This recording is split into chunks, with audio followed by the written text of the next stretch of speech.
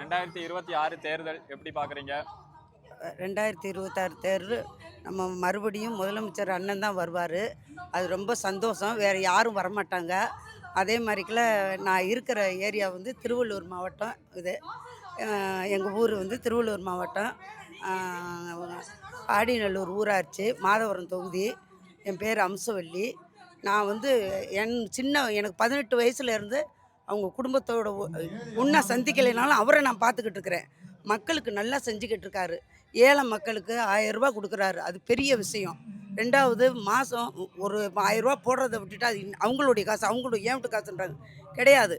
அவர் கொடுக்கறக்கு அவருக்கு மனசு இருக்குது, அதை கொடுக்குறாரு, நம்ம வாங்குகிறோம். அதே மாதிரி அவருக்குள்ள மனசு காலையில் சத்துணவு போடுறாரு பசங்களுக்கு, இலவச பசு கொடுக்குறாரு. மற்றபடி ஏழை குழந்தைங்களுக்கு துணிமணி கொடுக்குறாரு. அதே மாதிரி எங்கள் எல்லாருக்கும் காலை உணவு திட்டம் எல்லாருக்குமே 3000 ரூபா போட்டு கொடுத்தாரு. இந்த மக்கள் கஷ்டப்படுவாங்களே, 1000 ரூபா போட்டுக்கிட்டு இருக்கோமே, அப்புறமா போட்டால் ஜெயிக்கலை அதனால் இவர் போடலை அப்படின்னு சொல்லுவாங்க, அப்படின்னு நினைப்பாங்க. அவர் தான் வருவார் மறுபடியும் 2026 அந்த 5000 ரூபா போட்டார். அது யாரும் செய்ய மாட்டாங்க. எல்லாரும் நான் செய்கிறேன்றாங்கல்ல.